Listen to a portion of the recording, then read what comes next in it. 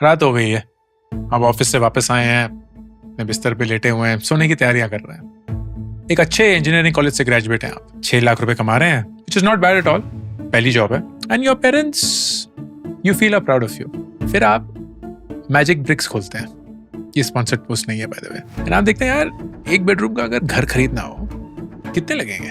आपका office white field में है तो उसी के आसपास देखते हैं, and then you realise 75 lakh तो स्टार्टिंग है, विच मीन्स अगर आप 12 साल काम करते हैं इसी सैलरी पे, एक पैसा भी कहीं और स्पेंड नहीं करते, पूरे का पूरा पैसा बचाते हैं, तब कहीं जाकर आप इस घर को शायद अफोर्ड कर पाएंगे।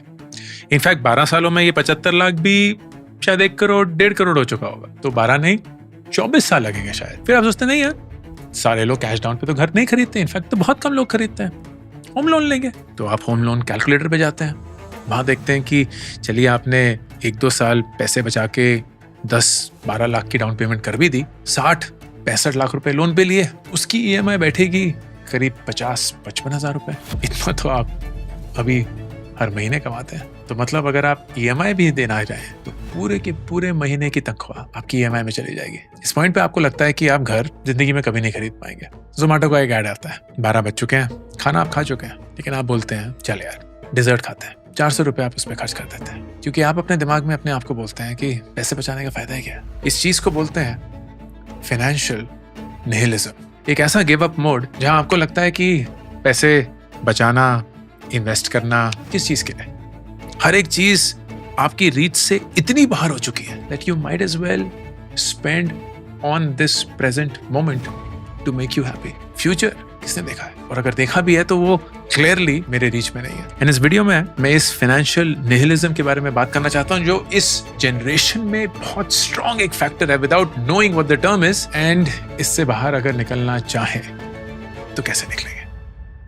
सबसे पहले 2010-2012 में अगर आप IT सर्विसेज ज्वाइन करते, जो कि one of the largest recruiters हैं फ्रॉम अ वाइट कॉलर या नॉलेज वर्कर पर्सपेक्टिव, तो आपकी तनख्वाह कुछ 3.5 लाख रुपए, 3,60,000 रुपए होती है। अगर आज आप एक IT सर्विसेज कंपनी ज्वाइन करते हैं, आपकी तनख्वाह ऑलमोस्ट सेम ही है, हाँ बढ़ के कुछ 4-4.5 लाख रुपए हो चुकी है। लेकिन ये देखने की कोशिश करते हैं कि इन 12-13 सालों में क्या और बदला है। 2012 में मुंबई के सबर्ब्स, नवी मुंबई, थाने में एक बेडरूम का घर 30-35 लाख में होता था, आज वही घर 75-90 लाख का हो चुका। बैंगलोर इलेक्ट्रॉनिक सिटी में 3,500 रुपए स्क्वायर फीट रेट था उस समय पे, आज 7,500 रुपए। व्हाइट फील्ड में 5,000 रुपए था, आज 12,000 रुपए। पुणे के 2 बेडरूम के घर 25 लाख से 45 लाख तक हो चुके हैं। दिल्ली NCR का एवरेज घर का दाम अब 1,70,00,000 रुपए है। अगर आप जूम आउट करके पूरे देश की पिक्चर देखेंगे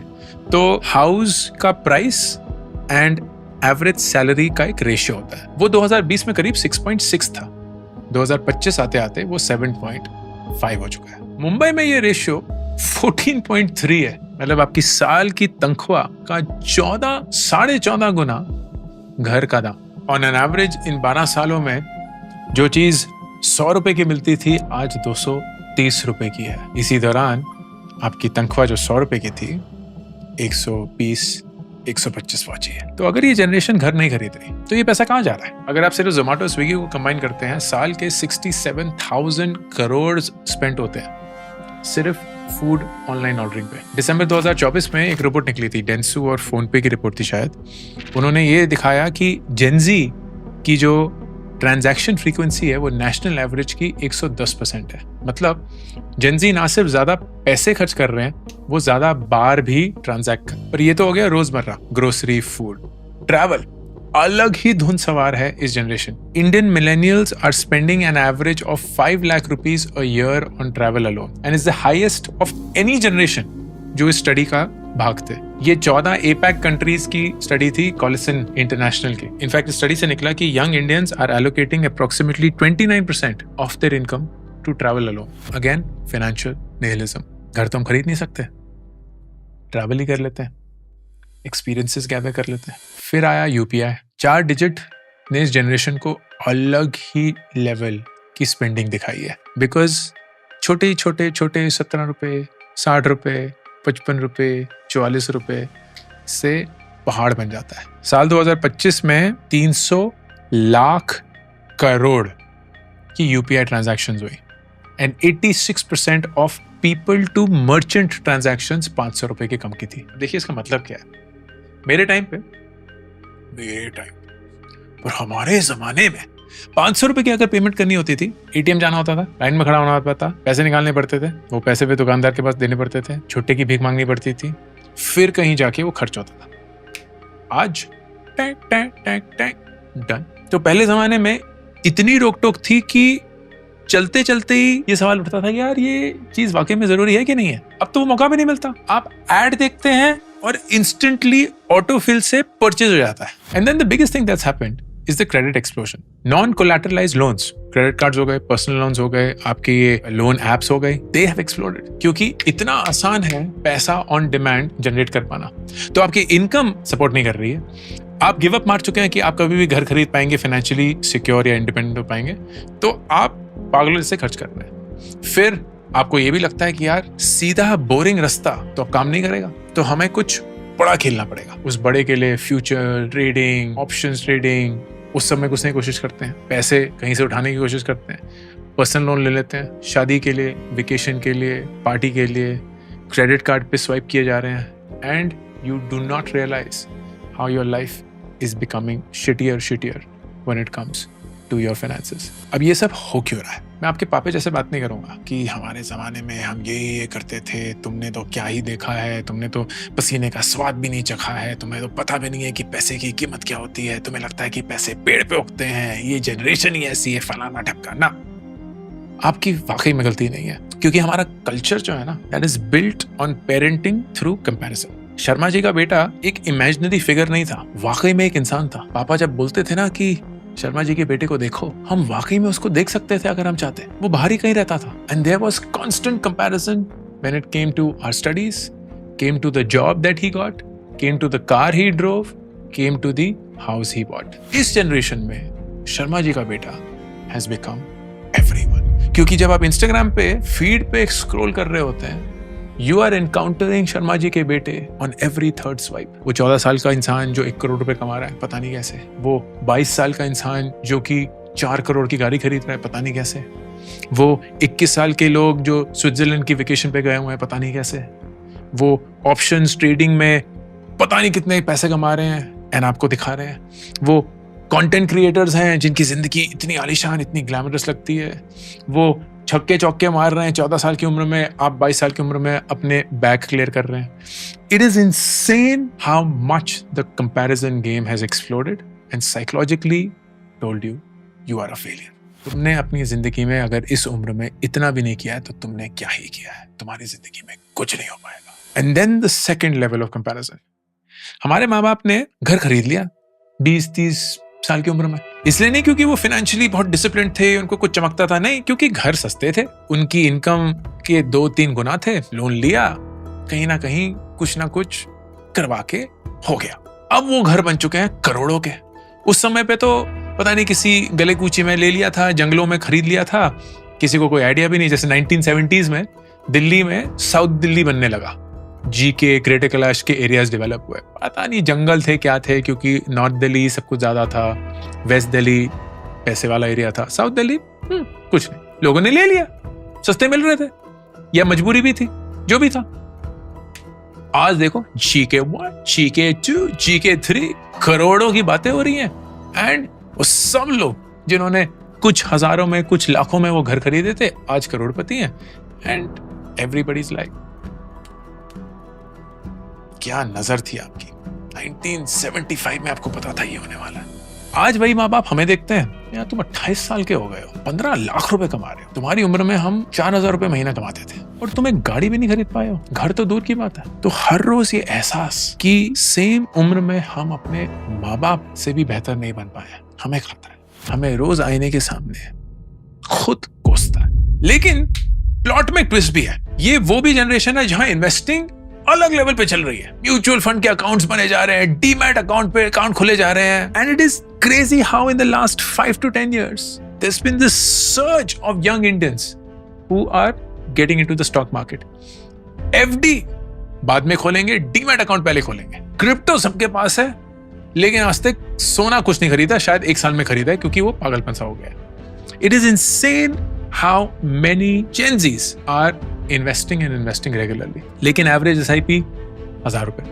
अब 1000 रुपए से क्या होगा? कुछ नहीं. आपकी 1000 रुपए की SIP is about building discipline. It is not about building wealth. ये गलतफहमी में मत रहिएगा, चाहे मैं भी जितना बोल लूं. आपकी 1000 रुपए की SIP आपकी जिंदगी नहीं बदलेगी. आपकी 1000 रुपए की SIP आप में वो आदत डालेगी जिससे आपकी जिंदगी बदल सकती है. क्योंकि आज अगर आपने 10,000 रुपए में 1,000 रुपए की SIP कर दी, तो जब आप 1 लाख रुपए कमा रहे होंगे ना, आप 10,000 रुपए की SIP करेंगे, क्योंकि आपके जहन में वो चीज बच चुकी होगी, आपकी वो फितरत बन चुकी होगी. That is what this investing discipline does.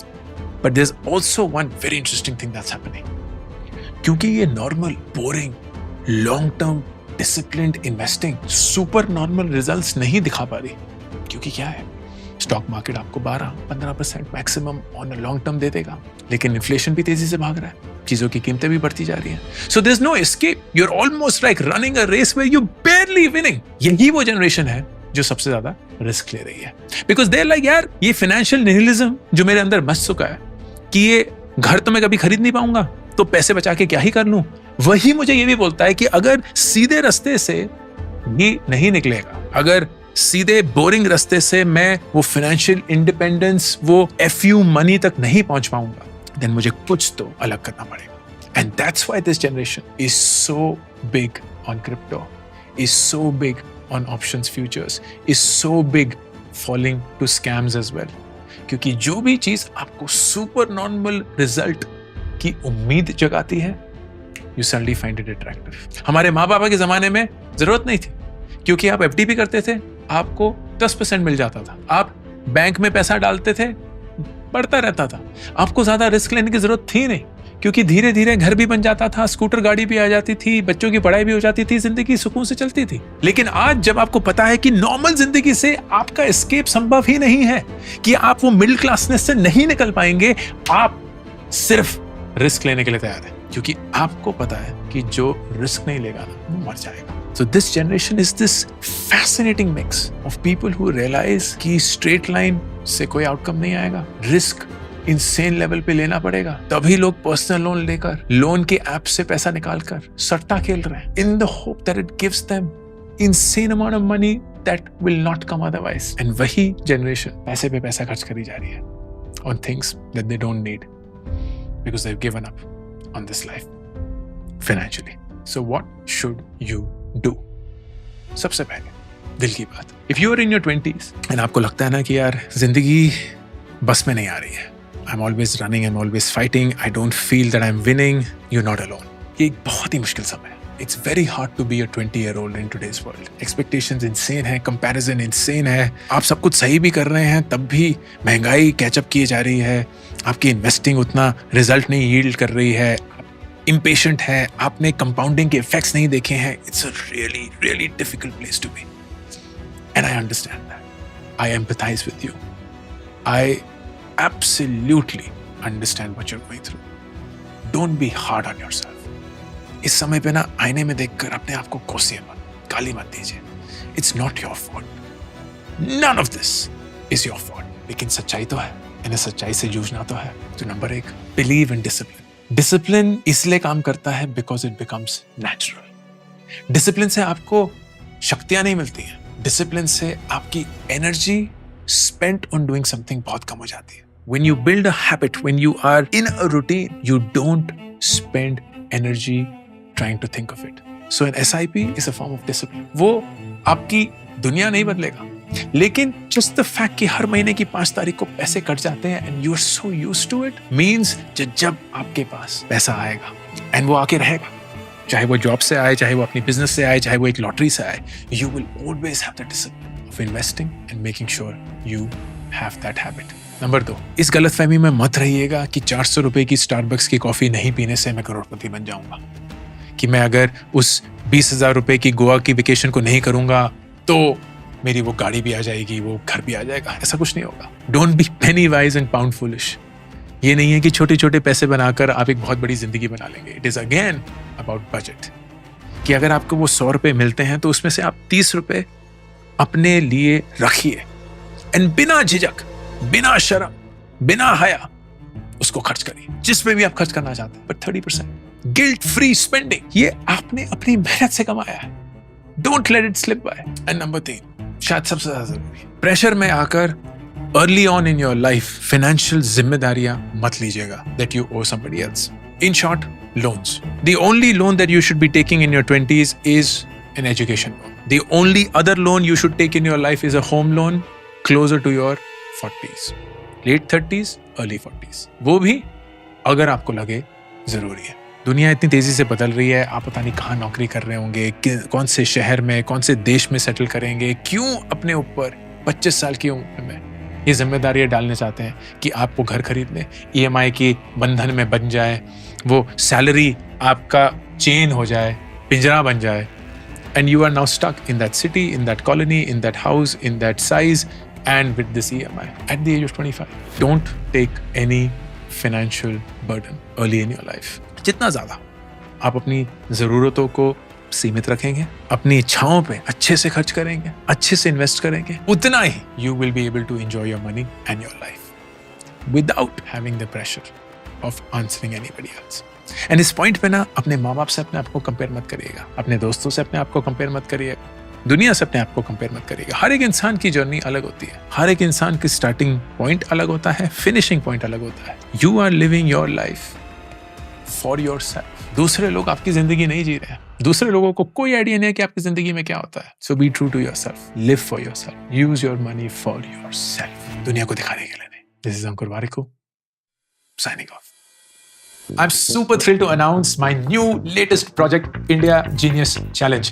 ये एक nationwide hunt है भारत के brightest young students का, aged between 13 to 15 years. एक online round followed by the national finals that will happen in Delhi, जहां सबसे brightest students को मिलेगी 10 लाख रुपए की स्कॉलरशिप। ऑनलाइन राउंड्स में daily, weekly, monthly winners announce होंगे। उनको मिलेंगे iPhones, iPads, PS5s, books, trophies, certificates and a lot more, all leading to the national finals happening in Delhi.